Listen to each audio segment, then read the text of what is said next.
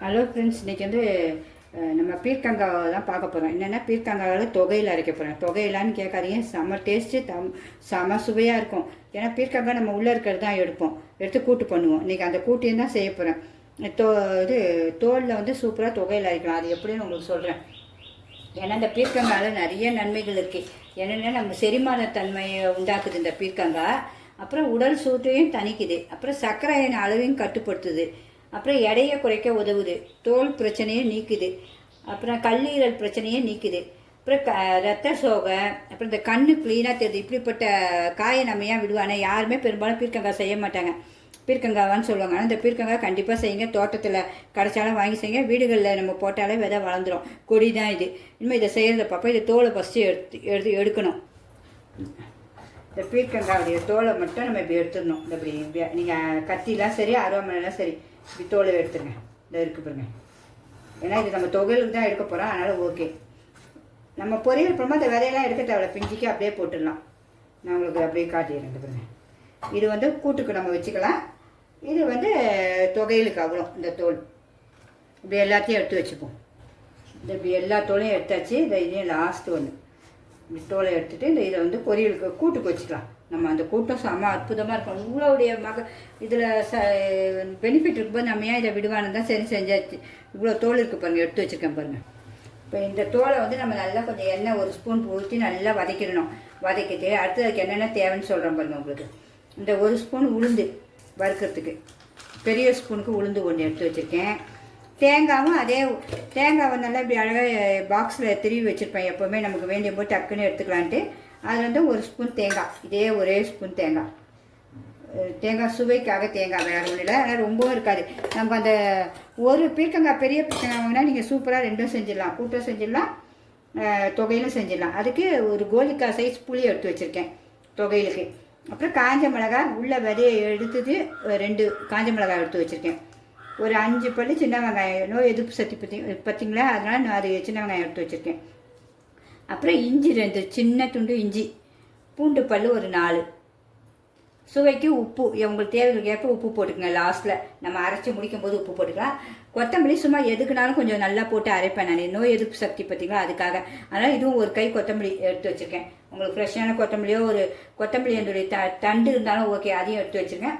இது எல்லாத்தையும் ஒன்று ஒன்றா நம்ம வறுக்க போகிறோம். வறுத்துட்டு தொகையில் இப்போ அவ்வளோ சூப்பராக இருக்கும். இட்லி, தோசைக்கு, சப்பாத்திக்கு எல்லாம் சூப்பராக இருக்கும். சாதத்துக்கூடையும் போட்டு சாப்பிட்லாம்.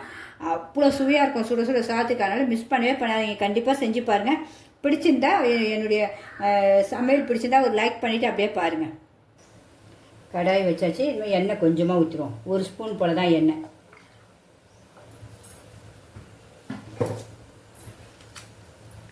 சின்ன பச்சை மிளகாய் வேணாலும் நீங்கள் 2 பச்சை மிளகா போட்டுங்க. நான் எடுத்து வச்சுருக்கேன், ஆனால் உங்கள்கிட்ட காட்ட மறந்துட்டேன்.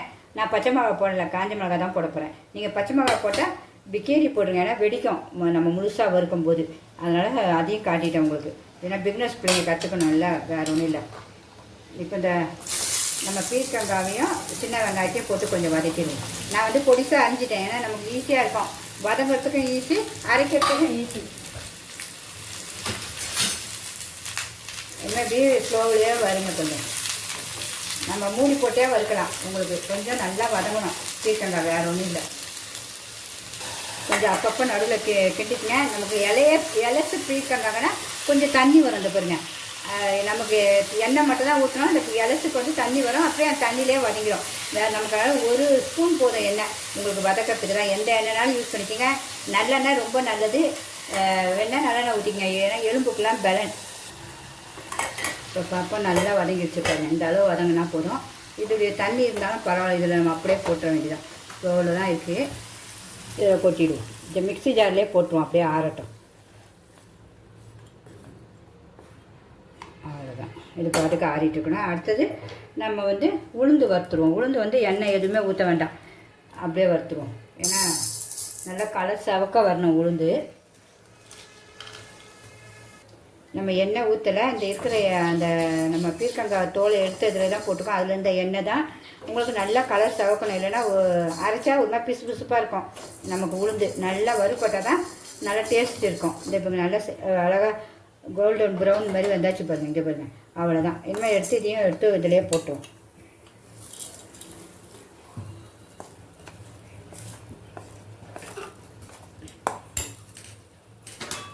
திருப்பி 1 ஸ்பூன் எண்ணெய் ஊற்றுவோம். ஒரே 1 ஸ்பூன் எண்ணெய் போதும். அதுக்கும் கம்மியாக தான் ஊற்றிருக்கேன். இப்போ வந்து நம்ம இந்த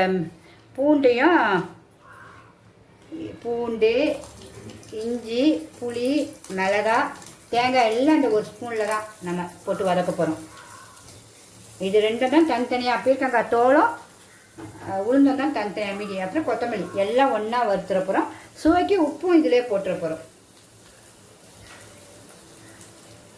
பீர்க்கங்காய் தொகையிலுக்கு எவ்வளோ டேஸ்ட் இருக்கோ அவ்வளோ போட்டு வேண்டியதான். போட்டு இப்போ வதக்க ஆரம்பிச்சிருவோம். அவ்வளோதான். இன்னும் அது எல்லாம் கொஞ்சம் வறுத்தோடனே அப்படியே ஆஃப் பண்ணிட வேண்டியதான். நல்லா அழகாக வறுபட்டுச்சு பார்த்தீங்களா. எண்ணெய் சும்மா 1/2 ஸ்பூன் தான் எண்ணெய். உங்களுக்கு ரொம்ப டேஸ்ட்டு அட்டகாசமாக இருக்குது சாப்பிட்றதுக்கு. அதுமாதிரி கருவேப்பிலை பொடி, முருங்கை பொடி எல்லாம் போட்டிருக்கேன் என்னுடைய வீடியோவில், போய் பாருங்கள். எல்லாமே சூப்பராக இருக்கும். வெறும் சாதத்தில் நல்லெண்ணெய் நெய் ஊற்றி சாப்பிட்லாம். உடம்புக்கு ரொம்ப நல்லது. இதுவே அவ்வளோ செரிமானத்துக்காக நல்லதுன்னு தான் செய்கிறேன். உடல் சூட்டையும் குறைக்குமா, குளிர்ச்சி பார்த்தீங்களா. ஆஃப் பண்ணிட வேண்டியதான். அப்புறம் தோல் வியாதி கூட இது குணமாகுதுன்னு கூட சரி எப்போவுமே நான் வாங்கினா செய்வேன். எங்கள் அம்மா சொல்லி கொடுத்தது, அதை அப்படியே இன்னும் செய்கிறேன். எத்தனை பேர் வீட்டில் இப்படி தோல் செய்வீங்கன்னு சொல்லுங்கள், வதக்கி தொகையில் அரைப்பீங்கன்னு சொல்லுங்கள். இந்த தோல் கூட எங்களுக்கு வேஸ்ட் ஆகாதுன்னா பாருங்களேன்.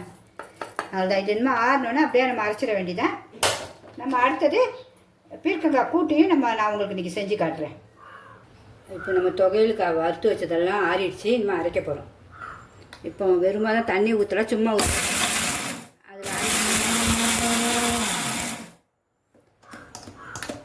இப்போ இதிலே இவ்வளோ தண்ணி இருக்குது நம்ம அந்த பீர்க்கங்காய் தோல்லையே. அதனால் நம்ம தண்ணியே ஊற்ற தேவையில்ல, அப்படியே தொகையில் அரைக்கணும். இன்னும் கொஞ்சம் நைஸாக அரைக்கணும்.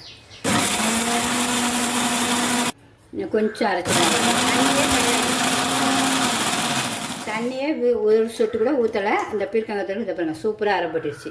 இனிமேல் டேஸ்ட்டு பார்த்துருவோமா. இப்போ எவ்வளோ அழகாக அரைப்பட்டுச்சு பாருங்கள். நம்மளுடைய பீர்க்கங்காய் தொகையில் ரெடி ஆகிடுச்சு பாருங்க. ஒரே ஒரு பீர்க்கங்காய் அந்த தோலை வச்சு தான் வச்சோம். எவ்வளோ சூப்பராக எவ்வளோ தொகையில் வந்திருக்கு பாருங்கள். டேஸ்ட்டை நம்ம கண்டிப்பாக பார்க்கணும். பார்க்க எவ்வளோ அழகாக இருக்கு பாருங்கள். தாளிக்கிறவங்க தாளிச்சிக்கங்க. கடுகு சீரகம் போட்டு தாளிக்கணும், தாளிச்சிங்க. எனக்கு நான் தாளிக்க போகிறது இல்லை, ஏன்னா தாளிக்காமல் இருக்கிறது இன்னும் நல்லா ஸ்ட்ரென்த்து பார்த்தீங்களா, அதனால் தாளிக்கலை. இப்போ டேஸ்ட்டும் பார்த்துடலாம் இருங்க. அம்மா உண்மையாகவே செம்ம டேஸ்ட்டுங்க. அந்த ஒவ்வொரு தொகையில் ஒவ்வொரு டேஸ்ட்டுமே இது செம்ம டேஸ்ட். இதை மிஸ் பண்ணவே பண்ணாதீங்க எல்லோரும். ஒரு நாள் செஞ்சு பாருங்கள். செஞ்சு பார்த்துட்டு நல்லா இருந்துச்சுன்னா கண்டிப்பாக நீங்கள் சொல்லுங்கள். நல்லா இருந்துச்சுன்னு கமெண்ட் எழுதுங்க. ஏன்னா அவ்வளோ ஒரு டேஸ்ட்டு. இவ்வளோ ஆரோக்கியமாக தோலை நம்ம டெய்லி குப்பையில் தூக்கி போடுறோம். இனிமேல் போடவே போடாதீங்க. பிடிச்சிருந்தா கண்டிப்பாக ஒரு லைக் பண்ணிவிட்டு உங்கள் ஃப்ரெண்ட்ஸ் அண்ட் ரிலேட்டிவ்ஸ்க்கு ஷேர் பண்ணுங்கள். ஓகே ஃப்ரெண்ட்ஸ், பாய்.